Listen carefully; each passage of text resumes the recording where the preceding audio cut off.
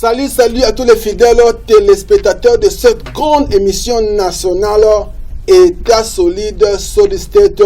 Très heureux pour moi de vous retrouver dans cette nouvelle chaîne où désormais vous allez commencer à nous suivre chaque dimanche à 14h50 et chaque jeudi à 9h15. Bel et bien sur Télé 7, la télé républicaine. Cela veut dire cette télé ne défend que les valeurs. C'est juste pour aujourd'hui, nous allons parler du judo. Et nous avons fait appel aux membres de la fédération de judo avec qui toko solo là, toko partager un peu qu'est-ce qu'il faut arranger afin que judo il faut continuer. Et comme je vous ai toujours dit qu'à travers cette émission, nous vous motivons à faire du sport. Mais juste avant d'entrer dans les profonds de notre émission, dès ce soir, on se retrouve after this break. État solide. Welcome back one more time, toujours dans votre émission État solide, Solid State. Oya lelo, en tout cas, na bengi ba japonais tout. Et quand je dis les japonais, ba yebi, cela veut dire ba judoka bandal, ba judoka yamatonge, ba judoka kalamu ya kauka, ba judoka ya njili, ba judoka ya kongo mobimba. Lelo toyene kolobelane dossier na bino. Et pour votre information, ça sera une série où j'ai dénommé les judo au judoka. On aura à partager ce thème avec beaucoup de judokas. Il y a différentes tendances. Puisque le lot, makamanga judo, comme la tendance, elle est gauche, elle est droite. En tout cas, il faut tout le belango. Je récite pour vous mes invités, mais j'aimerais que eux-mêmes qui se présentent afin que se définissent ce qui bazabanani na kasa fédération oyo ya judo. Bonjour mes frères. Bonjour. Est-ce que pouvez-vous d'abord vous présenter afin que le public du monde entier qui nous suivent à travers cette émission État solide, ceux qui viennent bazabanani. Ngai naza maître Mbala, entraîneur national et équipe nationale à judo. Na bien reconnu dans mon soibinga na carrière moulin na judo. Donc vous appelez assez athlète. Oui. Ben image Zali. Dans ancien athlète ya Ikaji. Onyo soibinga bien na bunda seri mo na bakamba kamuzuna ba muzungu biko ba tout ça. OK. Ça à l'époque le loti. Exactement ya. Donc les minutes de d'ailleurs défendre intérêt à judo. Oui. Tu veux tout le bagage judo sur le judo. Oui, exactement. Alors mon frère de l'autre côté. Oui, bonjour David. Il y a juste pouvez-vous vous présenter? Ben moi c'est maître Fabrice Louvoiseau, ceinture noire et 4 dan et judoka. Donc j'ai aussi mon propre club Océan. D'ailleurs, je profite de l'occasion de saluer je sur Océan. Et Awanaye, en tant qu'attaché de presse à la Fédération congolaise de judo. Ok, oui, effectivement, comment est-ce que Bandeko va se présenter? Mais juste,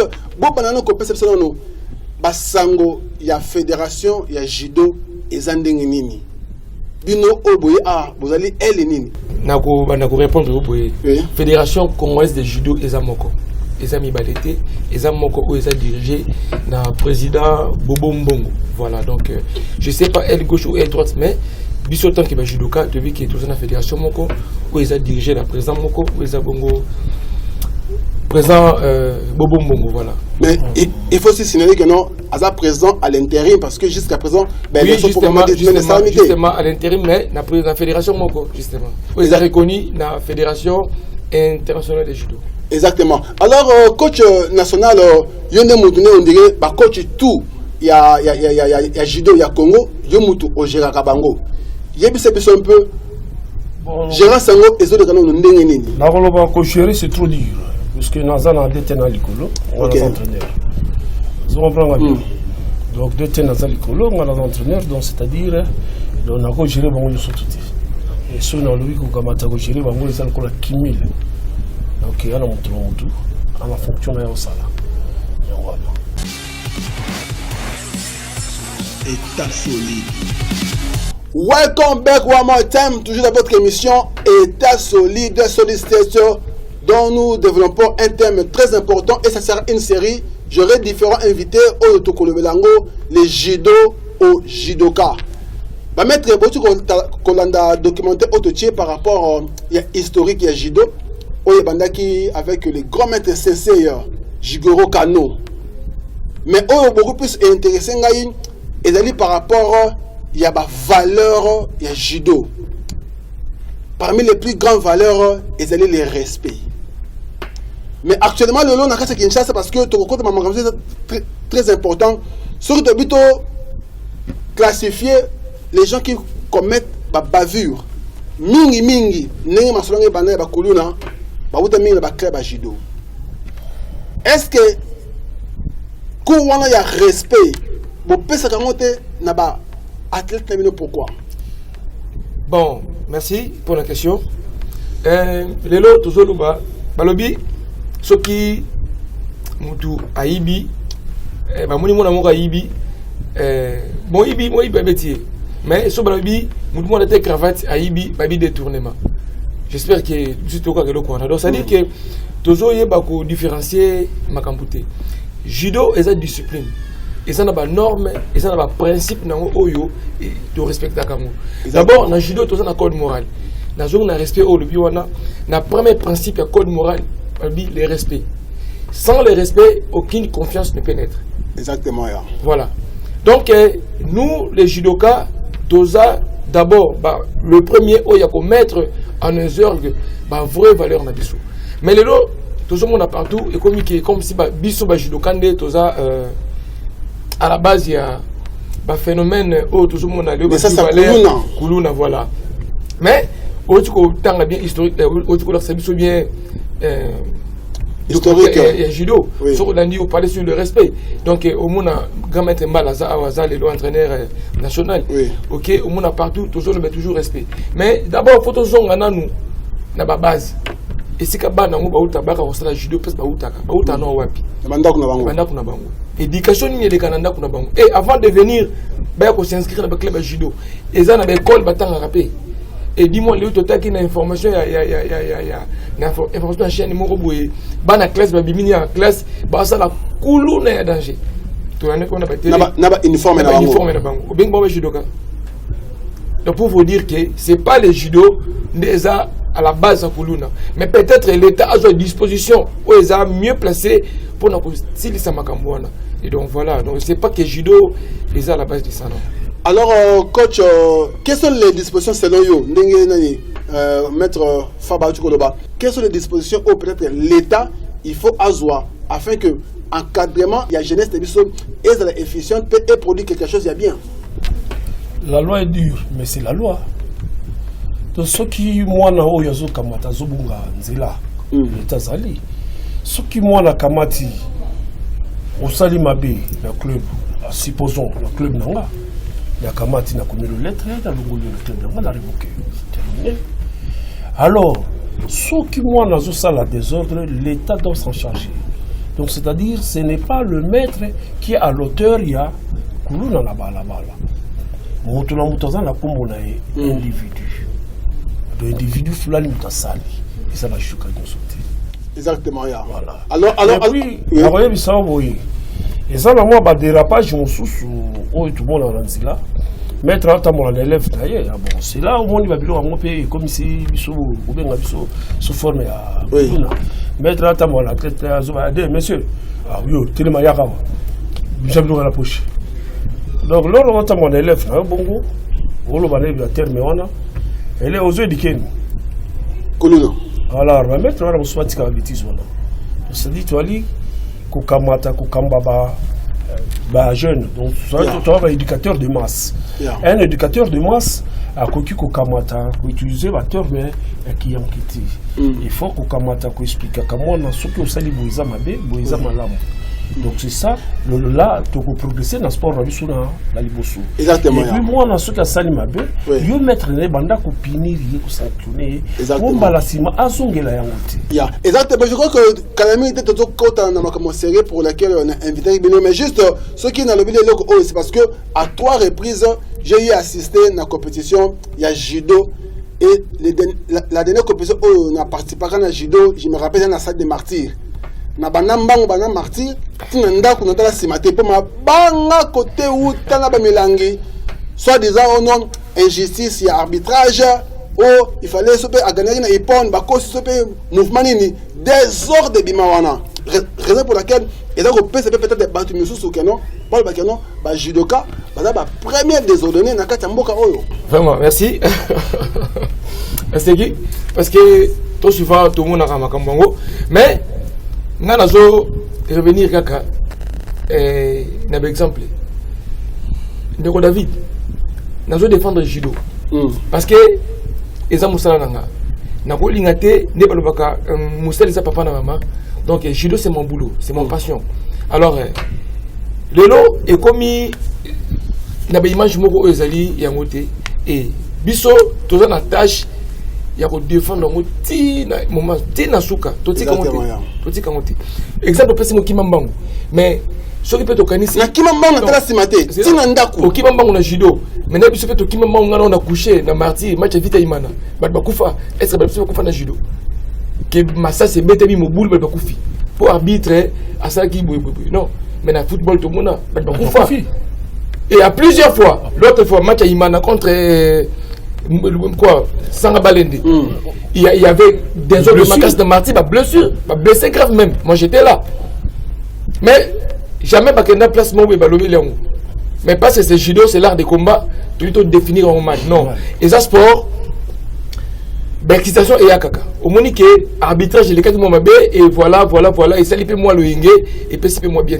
c'est là où tu le que l'état surtout tous ça bas sportif tous ça banamboka l'état a ça droit de protéger biso exactement tout ça ba discipline oyo eza reconnu dans l'état na zongi mo mukema mtote ko lobawa avant na sala club na ke d'abord na l'état na ke banda ba document ba démarche dans l'état considérer l'état que non nazo fongola club mo judo pour na enseigner bana judo l'état a repensé dans les conditions et n'a pas respecté et on le ça là et bon oyo abani maman club à judo azumu kanda mo côté yefa sukandeni c'est là où maintenant tozongi na service à sport toujours service à sport il y a ba commune na biso il faut club ne surtout oyo eza affilié na fédération ou na ligue à judo il faut aussi eza la affilié na service à sport il y a commune na bango commune wana maintenant il faut service base en opération il y a aucun ça la suivi il y a un club où nous sommes inégal ça n'a rien à voir avec la fédération et à partir de là où il y a une commune et ça un club où c'est inégal n'a pas club égal mais est-ce que ce que bien ce que état est membre de la fédération pour nous évidemment c'est que sango il y a discipline et qui n'est pas BT est-ce que bon cela rappelle un monitoring on dirait quoi un suivi auprès il y a des départements dans niveau commune ce qui réellement ba l'année la faire ba ce qui ba club ligne judo ya kuluna na ba club ligne judo na judo ya solo parce que autant ça ba na ba mouvement et non ndenge ba sima machette na c'est ça il c'est ça et puis na ko pesa mettre ça dérange pas ben ba club ya judo ya kuluna ezalakate non il y a jamais un club de judo kuluna plutôt tu vas comprendre bana discipline au lobby et quoi qu'on éveille dans mon avis l'avenir base de la paix utile dans la société il y a aussi des enfants exemple tout le monde final tout le monde a junior tout le bélangoya voilà moni bana bazo qui ba télévision c'est pour vous dire que non na judo tout ça là que ça bana comment à travers judo on peut réussir bien à travers judo on comme ça peut comme on a grand na kati ya mboka lobi pe esali makambo mana mpona intérêt ya mboka exactement ya toza na ba jeu francophonie koya tokozo ba kuluna te tobundisa bango tokozo ba judoka parce que biso sala ka judo so otali malheureusement tiki téléphone nanga na peso image ya komba kuluna ota machette ni bundaka na mabanga au mona que c'est pas le judo na ba combat judo c'est également nécessaire na combat football c'est également nécessaire na basket et ça ba biloko oyo l'état asunga ba fédération asunga ba tante ba ligue na sécurité tant que ça ba biloko na biso bato bayaka na esprit c'est comme si judo est un sport anti-valeur. Oui. Non. L'État est aidé biso à des fois de inviter à Bapem. Biso le bengi pem. Tu bengi police, tu tiens on a sécurité. Biso tout monde à l'intérieur.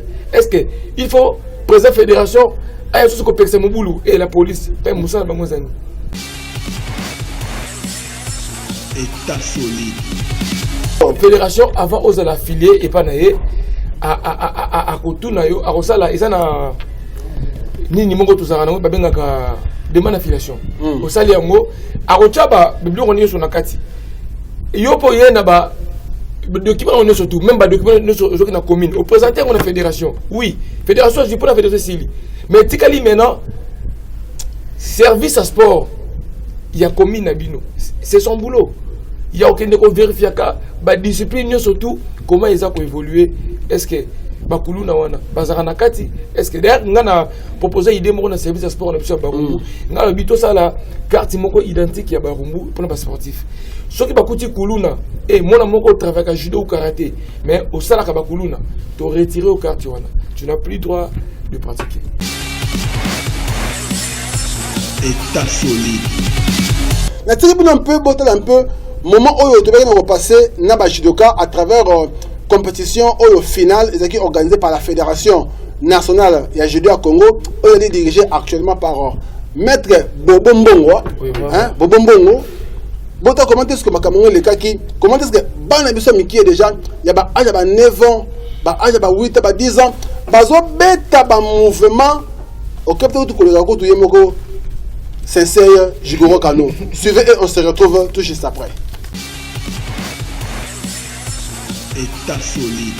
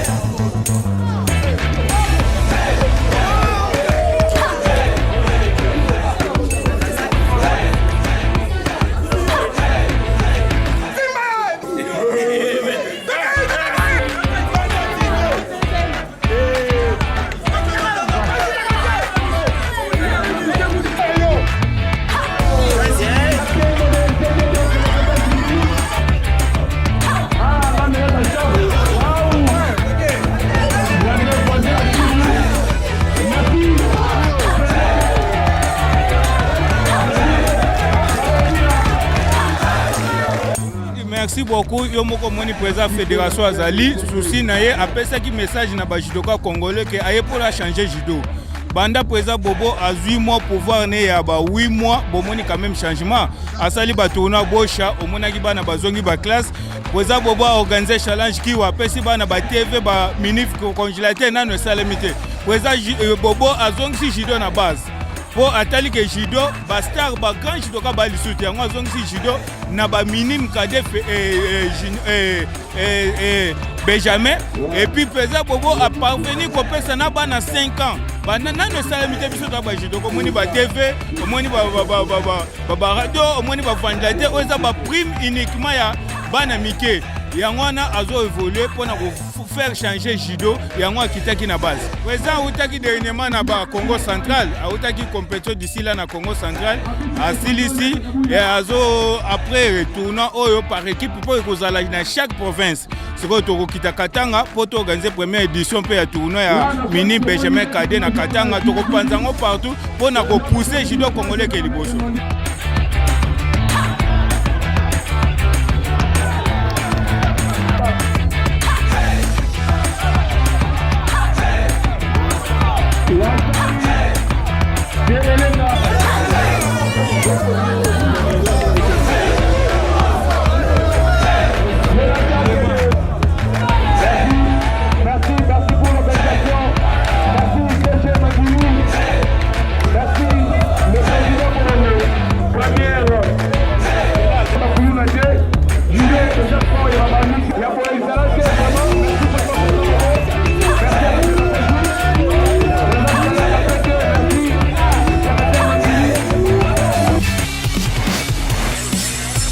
État solide.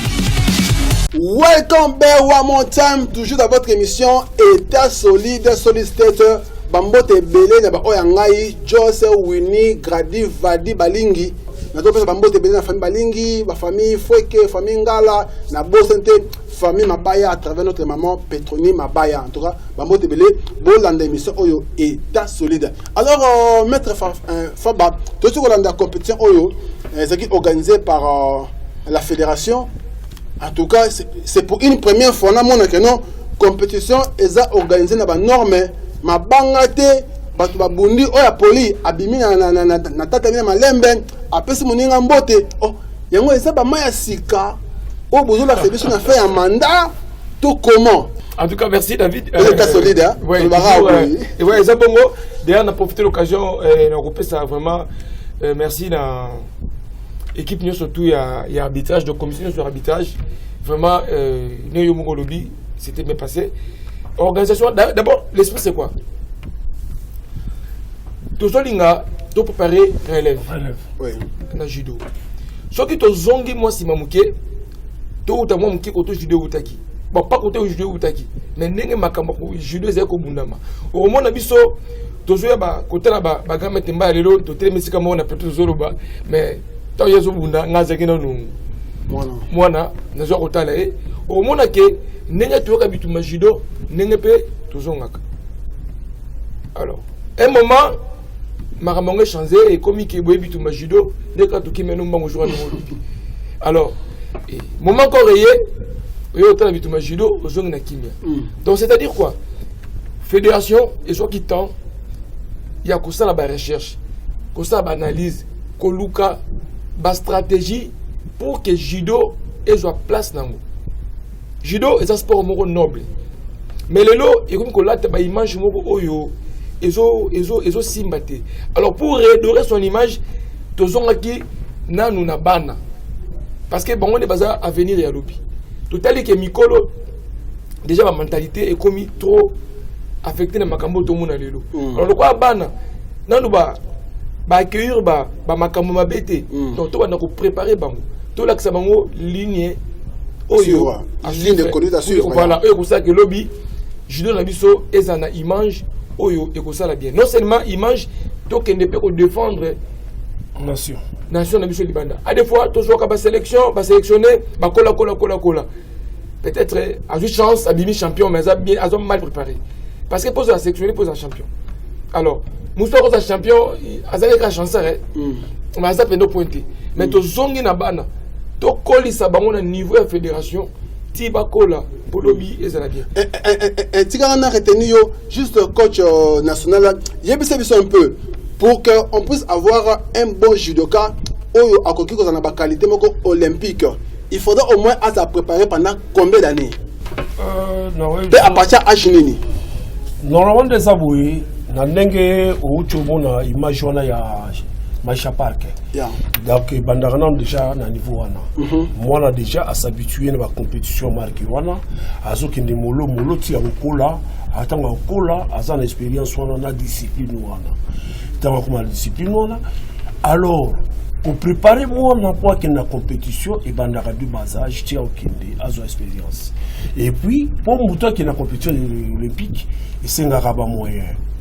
Bon moyen de préparation internement bani tout ça. Ce n'est pas facile. Donc c'est-à-dire coach ako kamata kamati atikinda kunaye azu athlète vandi na athlète na kati internement ezali distraction sur les athlètes bozotala ba image à compétition internationale entraînement pays côté bozozonga image kaka ti jusqu'à tel point athlète va comment au point pour atteindre le niveau international. Maintenant, ça peut prendre combien de temps à un athlète afin que Azala, à comment un niveau moko, il y a participer na niveau olympique parce que ça vous mentir, tous les entretiens moko privé na maître Chalet, et puis c'est David pour l'instant, tous les athlètes au niveau olympique. Maintenant, qu'est-ce qu'il faut?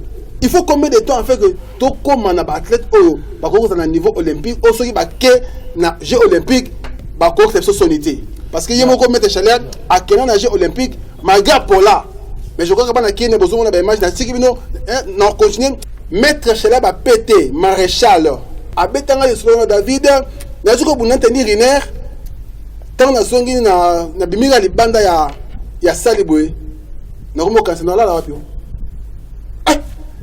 yo buna tenir riner autre soki la wapi nzambe nga baka bo chitoka ba mona na mboko pardon et mettre chaleur à résistant na tenir riner asa maman na judoka français David nako na répondre au bout oui au moni tout ça la discipline moko auto saka judo ils en a makambo ebele mais le mal c'est quoi le tolo ba te dire riner abuna na mettre chaleur ba péter d'ailleurs je profite ba péter vraiment ba mbote sikozali et ba péter aza enseigner former préparer na kata Kinshasa à cette compétition na Kinshasa quel stage stage mais te dire riner pour aller au la compétition olympique bien que bas niveau mais chaque compétition avant compétition a un stage alors stage en Japon on stage par-ci par-là pour akende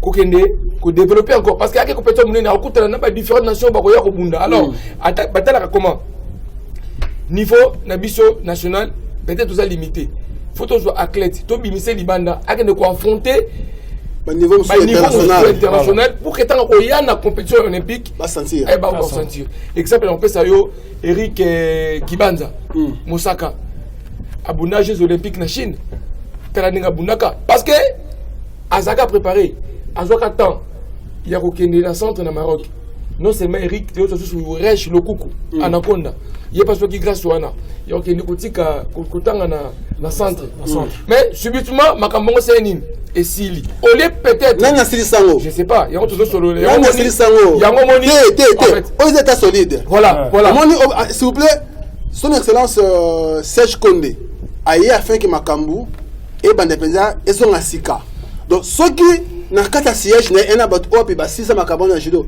occasion ngo totanga makombo merci David merci son excellence on va profiter l'occasion de lo banine likamuya judo pourquoi c'est là lelo nana manani ba sisa la sisa auto c'est le gouvernement et assistant à judo té surtout lelo football bazana préparation ya eloko boy faut pas que défense au moins une semaine après ba que France c'est mon ami football bazana préparation boy tu es baraté football il y a des sport oui bien sûr que tu es sport mais il y a encore des sports mais sport ministère sport ou la football ça par rapport à Nîmes je sais pas mais pour par rapport à bango réunion sur Kinda Kati je sais pas si par rapport au sport prince je sais pas sport prince sport reine tout sport le judo est la deuxième discipline na kati ya mboka na biso oyo eza na public oyo chaque année ils ont une compétition et chaque année ils ont bougé le mouvement sportif exactement yeah. mais surtout il y a le lot tout ça je dois dire que le Sénégal il y a 2 mois un mois ou 2 mois comme ça maintenant la condition de voyager dans fonds propre il y a fédération c'est-à-dire mon il y a mutu na poche pour un souci à judo à son billet à son billet athlète billet à kende peut-être serait pas que 6 7 athlètes na moko na bango de ba risquer ba jouer médaille mais mutake moko alors nous on n'est pas coach vous allez coach national aux sélectionneur national voilà salaire à combien Mandela aux coach national donc net gara ibenge mais nakatia judo salaire na yo on négocie nani bon na koye biso boye na judo biso bafutaka biso ti non, état que sélectionneur national. Il faut le dire clair. Il faut le ministre, il faut la discipline, il faut beaucoup en valeur. Tout ça, il faut en valeur. La discipline, il faut l'athlétisme, tout ça, lutte, tout ça. Ça, c'est la réalité. Tu vois, salariété. Si comme Moutozo Kamata Abimina Tongo 6 heures, c'est pointe au stade de Martyr. Abandonné peut s'entraînement. Après s'entraînement jusqu'à 10 heures. Abimina Martyr. Ni à boire, ni quoi. Ce qui président fédération a eu coupé sa bango à transporter, c'est-à-dire il va aucun bêté. Mais ce que Elon est dans la sélectionneur national, il y a des disciplines surtout. Bon, ça fait moi sitting. bokebene bovandeli ministre sport que non biso to septo makambo ensemble to sepla nango te to lingi changer bon na te comme on a dernièrement tango bazaki ko recevoir un sélectionneur national oya utimbo kanini ya football, tout le monde était là y compris le ministre siko yo pe ministre bio ah jour ba normal biso ba expliquer yo ba entraîneur nyonso ya ba discipline il y a malheur qu'on a biso ministre il faut akamata à servir fédération y ba ko s'occuper na ba entraîneur ya fédération pona to meka osala face la médaille mais est-ce que c'est ni na ba entraîneur ya banda sorry oza état solide des arabes et on okata bino to kotima kamoso soudan ay arabes ce que peut ça sincèrement est-ce que bino ba to ya fédération ya judo bon c'est ça t'appelle que vous avez fédération par rapport à la fédération football non ce que tu as dit que c'est ça que tu as fédération par rapport à la fédération football je crois non parce que toute cette fédération mais comment revenir au ministère tout bénéficiaire d'un côté mais toujours faire fonctionner fédération dans ma propre admettons championnat toujours mutaba na awa bana ba jouer télévision bana ba jouer maputa ba jouer radio et ça mbongo ya président et outini na ministère et outini na porte mutu moko et voilà un peu et si pour ça bien quand maboko na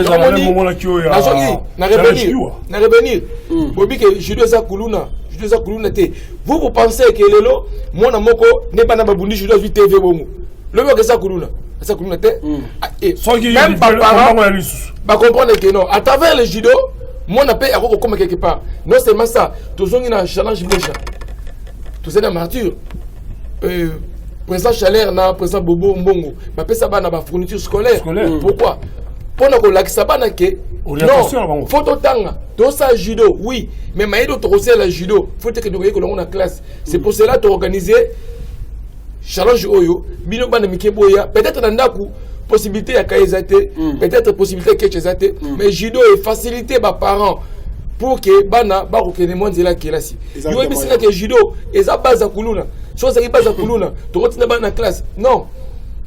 Gouvernement est en charge. Il y a ma fédération comme il faut. Base de fédération, nous sommes la fédération. Tout est le bas nouveau qu'un entraîneur à Sikaye football. Tu sais tout na simanaye, est-ce que obi monter salaire n'est combien? Kasi on tuni ko so ki salaire na combien ko kasi na lobi no ba zo biso nyoso ba benga biso ba pesa so ça to ko exécuter musala ndenge sengeli exécuter musala ali to ça attendez 2022 j'ai francophonie ça oui oui tout ça na combien d'années tout ça na quelques mois merci excusez la zone sur ma question il vous tout ça aux autres solide mais toi quand tu es solide merci et ça quelques mois et dis-moi jusque là préparation ni tout ça là ni oyo gouvernement et prévoir pour la fédération pour qu'il y ait un participer to préparer parce que bato ba ko talibanda ba ko bunda na kati ya mboka na biso donc c'est qu'il faut te défendre cause tout là c'est que non so mo payaye a kozonga ndinga yela kité exactement ya to sala et c'est nga bana ba kende ba formation so ba ke ba formation te bana ba za dans cadre place moko bazwa mais hier non déjà pour tu émission na yo to fait l'entraînement équipe nationale allié te ndinga zabui ne to tamoti to komi awa to debwe ba moto na biso mona yerisanga tanga ozonga su awa akesusu ko luka mbongo po bana ndako basa nini bali et demain matin elle peut se faire entraînement soko you peut salaire payer banité mais démission non non c'est salaire et banité mais salaire exacté et bon salaire exacté kasi tirano qui bon na ko eza sport na linga le kola na linga yangwana to transférer ka maile to ngona mutu pour lobi na ngomwana soki azwi chance abi libanda azwi vie ata pour lo otindelanga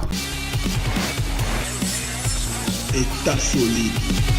Welcome back one more time toujours dans votre émission État solide State nani aibisa bino keno pour to somba athlète il faut zara na football na judo be to resomba athlète to resomba ba allemand to resomba ba atabe japonais kamingite nani président ba aibisa ngai aluka japonais mo be alu Kolomoto a sommet na compte ya fédération judo ça c'est juste pour rire alors juste Marie Brasser une allemande a comment ko buna ko ta Congo na sens ni bon Marie Brassard azalaki la 3e équipe d'Allemagne.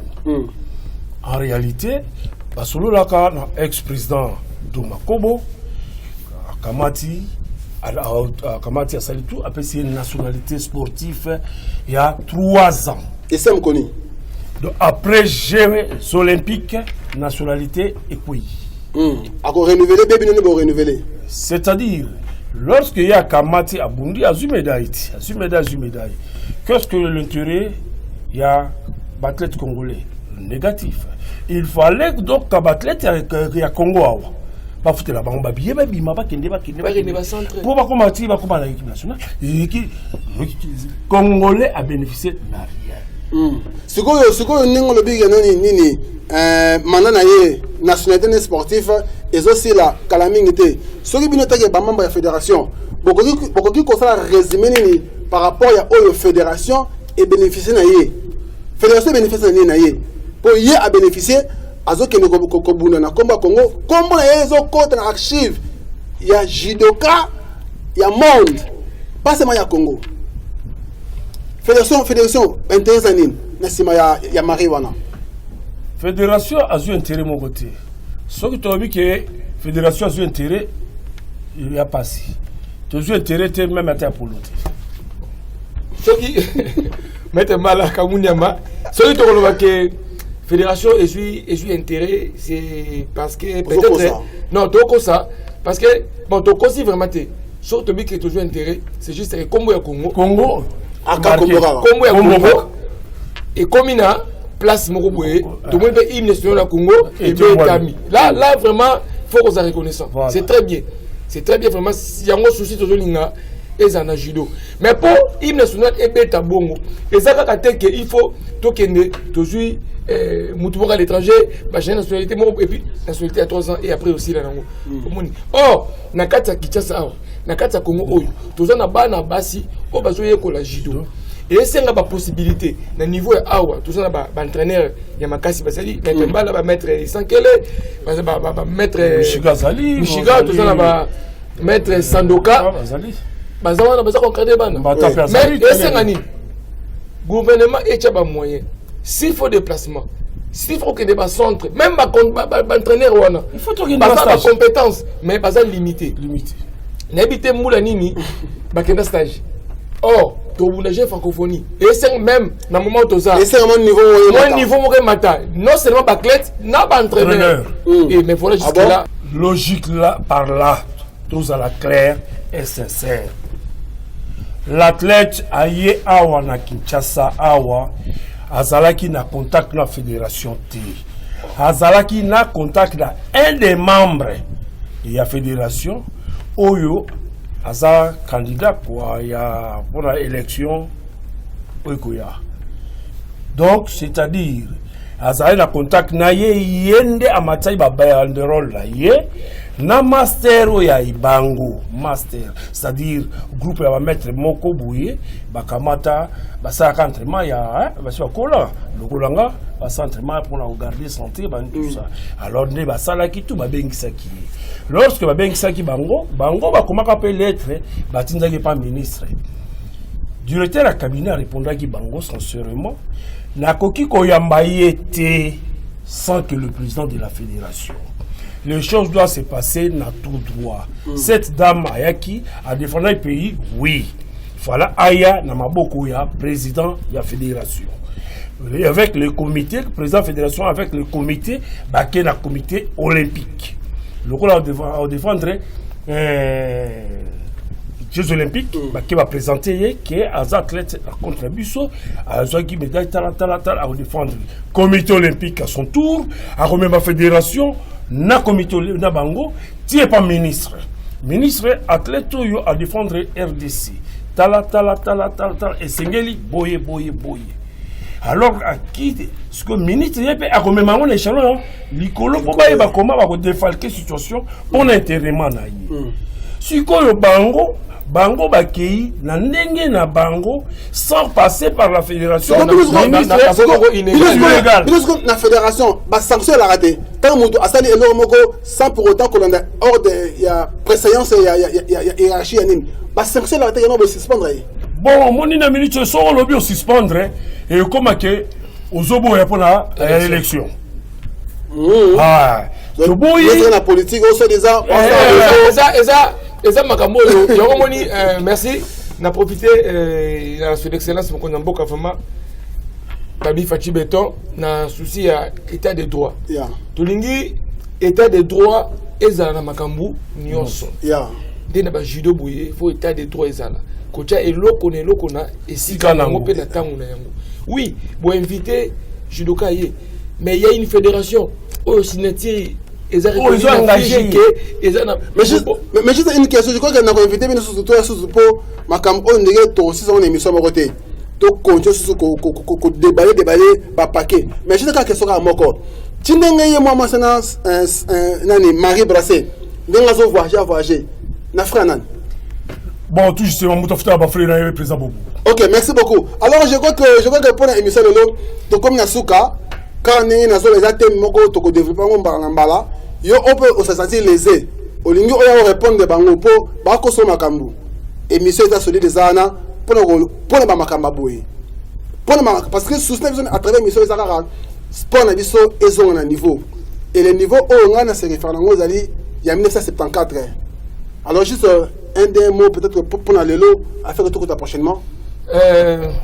David, tu conseilles de m'accompagner, mais tu veux 45 secondes. Oui, tu conseilles de m'accompagner, mais tu veux tenir ma judo. Tu t'as ici Oyo et je l'ai canné judo. Et tu t'as c'est l'autre question. Mon paya outil liba tu peux défendre le Congo, mais comment le ministère est bien été. Est-ce que tu conseilles ma camp? Ministère est bien été. Si on a une voix où ils sont passifs, on a que ministère est bien. Mais il y a une voix Oyo. Je sais pas, il y a un moment qui était dans cette conseil de Makamouté, de l'Obine Oyo. Alors, coach, bon, là, on s'est engagé athlète sur l'équipe nationale pour persévérer dans l'entraînement, puisque quand la mingi était besoin de tout na, mais tout na, pour la francophonie, la recette à la ville athlète tout ça. La carte d'entraînement, tout ça au point. Pour la remettre à tirer médaille, pour la salle téléma devant le président de la République, il faut tout ça la médaille au état or. Mais vous, Kamatabo Sungaviso, bon, mi pesa pour la entraînement. Mais la profité, Bami pesa, bien que Banzala n'a pas bien que voilà, même Banzala, parce que tu as judoka par entraînement, équipe personnelle, avant d'aller en Ngingiri, avant d'aller en Lemba, mais il est dans son pied, dans son entraînement, au compte, mon ozon, on sait un coach. Mon coach, on sait un panani. Merci beaucoup. Je crois que tu es comme Nasuka. Il y a Michel Bisso, il y a Mokolalo. Merci beaucoup à Papa Benoît qui a assuré la réalisation de cette émission et le Mona Alain. Puis na Bosanité Rossil Martin Mouyamba. Donc merci beaucoup du pont Nabiso. Oh ya sala c'est que na état solide bo la n'ope na télé 7 na Mokolalo. Alors na pese bino rendez-vous mususu prochainement. To continuer toujours kolobela les judo au judoka. On se retrouve prochainement. Bye bye.